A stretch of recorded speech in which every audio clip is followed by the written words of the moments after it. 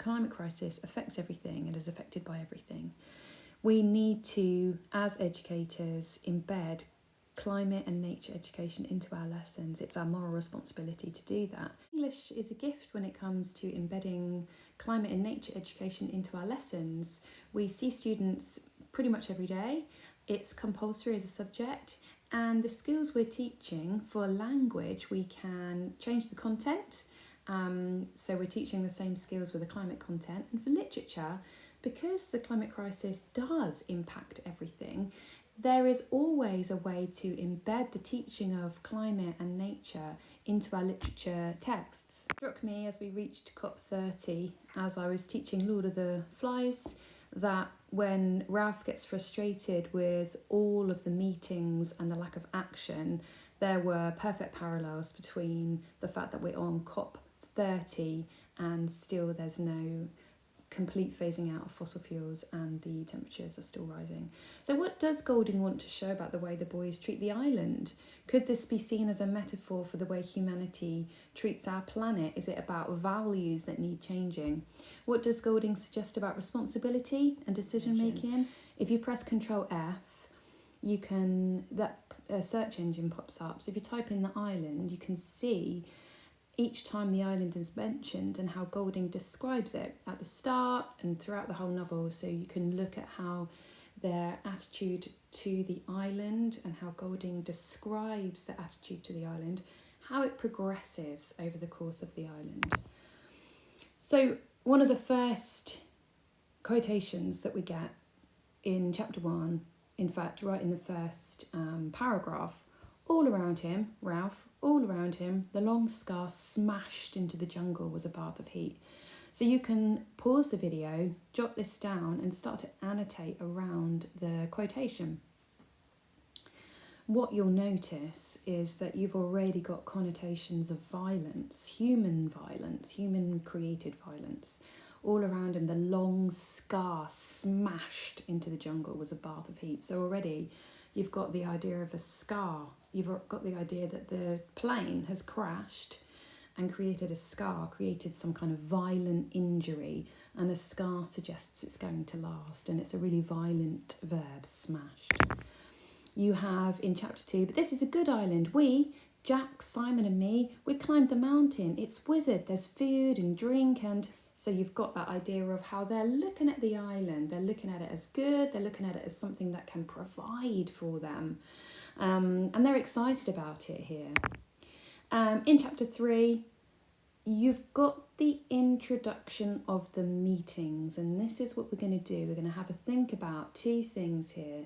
We're going to think about how Golding shows us the boys' attitudes to the island, the boys' attitudes also to meetings, to their democratic process of holding a meeting in order to make decisions. And they're making decisions and they're discussing things for the good of them on the island. In chapter 3, this is what Ralph says. They're hopeless. Talking of the little ones, they're hopeless. The older ones aren't much better. Do you see? All day I've been working with Simon, no one else. They're off bathing or eating or playing. Simon poked his head out carefully. You're chief, you tell them off. Ralph lay flat and looked up at the palm trees and the sky. Meetings. Don't we love meetings? Every day, twice a day, we talk.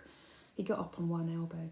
I bet if I blew the conch this minute, they'd come running. They would be, very solemn, and someone would say, we ought to build a jet or a submarine or a TV set. When the meeting was over, they'd work for 5 minutes, then wander off or go hunting. Jack flushed. We want meat. Well, we haven't got any yet, and we want shelters. Besides, the rest of your hunters came back 8 hours ago. They've been swimming. And here you've got this introduction between, as you guys all know, the two characters that represent, Golding has them representing two very different sets of priorities. Ralph's priority is to look after the boys in a very democratic way. His main priority is to keep the fire going so that they are more likely to be rescued. If a ship goes by, they'll see the fire becomes a signal for them to be rescued.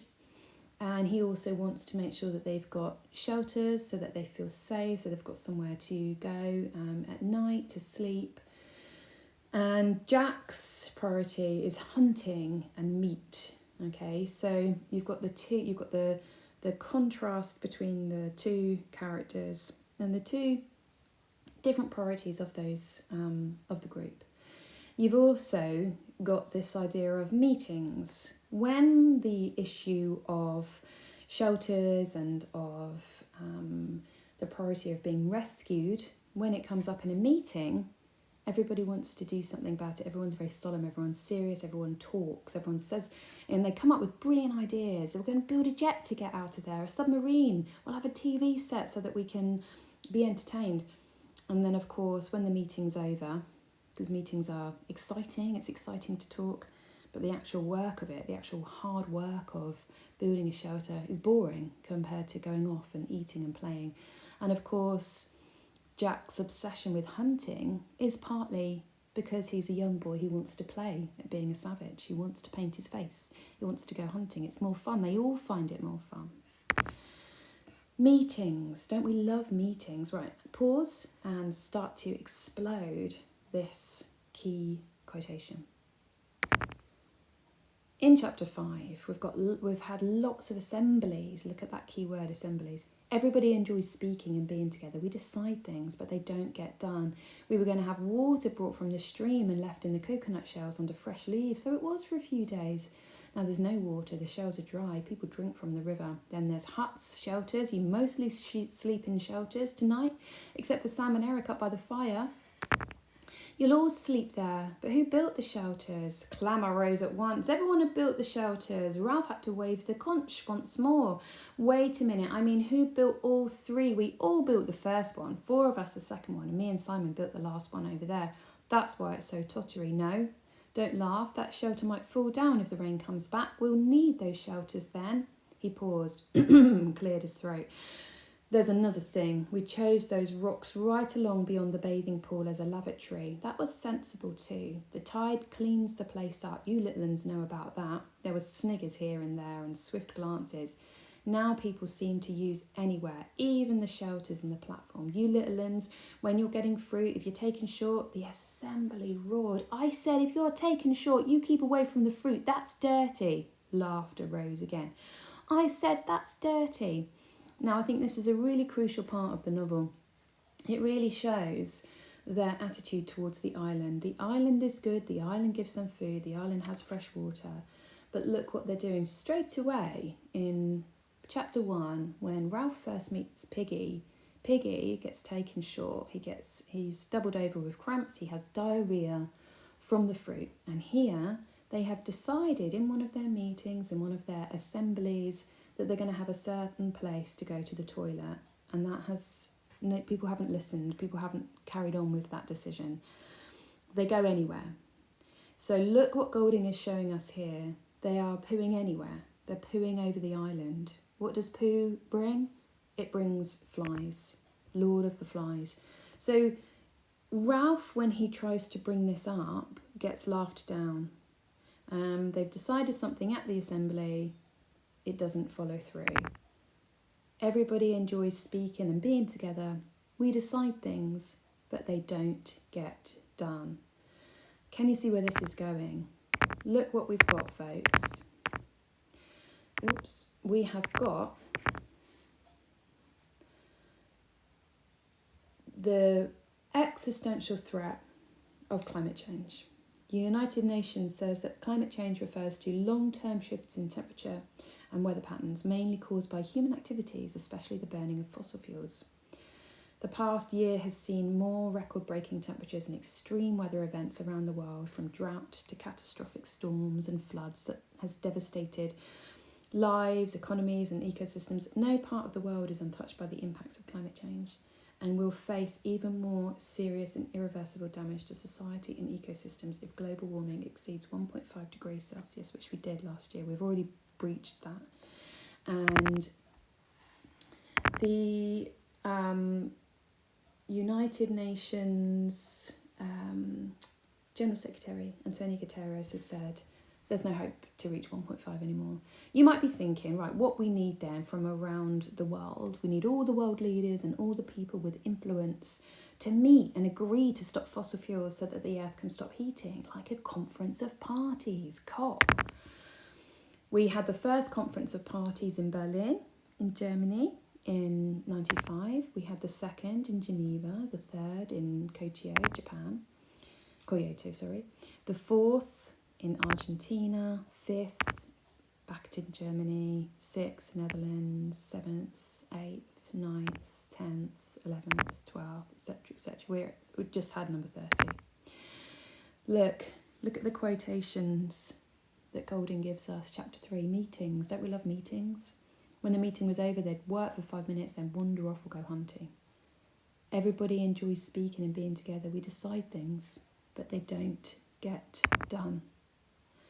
Look at how these graphs mirror one another. This is the state we're in. So global temperature mirrors CO2 emissions. CO2 emissions mirrors fossil fuel profits.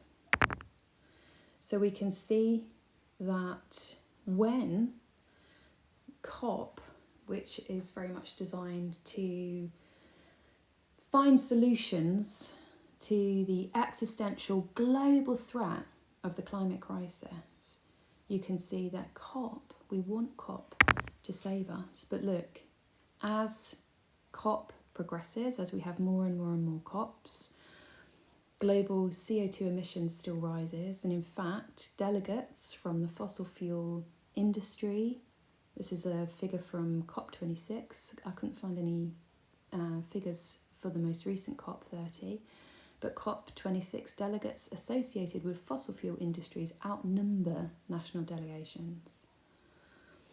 So recent COPs, we have got a similar situation. So COP26, the main aim was to phase out fossil fuels. Outcome after days of negotiations, the term phase out became phase down.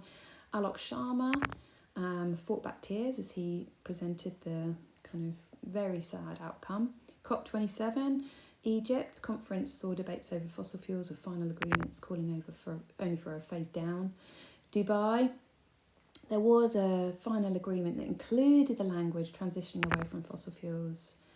Azerbaijan, COP29, kind of quite disastrous. The chief executive of the COP29 team was filmed discussing developments of new gas fields and offered investment opportunities in the state oil and gas company. And it just reminds us of Ralph's declaration. So the state we're in, just to recap, the state that we're in, the response from world leaders, we have breached our 1.5 degree target. We're moving a major step closer to warming more than 1.5 degrees, despite world leaders vowing a decade ago that they would try to avoid this. Our world, as Greta Thunberg has reminded us, is on fire. And I heard Chris Packham this morning on the 27th of November talking about how COP has failed. You know, COP is failing. Chapter 11 of Lord of the Flies, just an ordinary fire, says Ralph, just an ordinary fire. You'd think we could do that, wouldn't you? Just a smoke signal so that we can be rescued. Pause and annotate. And at the very end, fun and games, said the officer.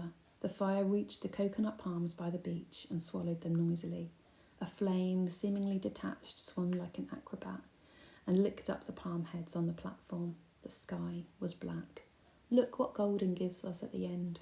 Look at how these boys have treated their Edenic island, the good island that offered them everything. It starts with a scar and it ends with the sky being black because the whole of the island is on fire. For a moment, Ralph had the fleeting picture of the strange glamour that had once invested the beaches, but the island was scorched up like dead wood. Pause, write the quotation, annotate. So what does Golding want to show about the way the boys treat the island? And can we see this as a metaphor for the way humanity treats our planet? What does Golding suggest about responsibility and decision-making, meetings versus action? We can use our lessons to ensure that we are raising awareness of the climate crisis and empowering students to lead change within our lessons. The Ministry of Eco-Education have got a whole host of resources, really great videos. They're doing everything they can to support educators to weave climate and nature into every lesson.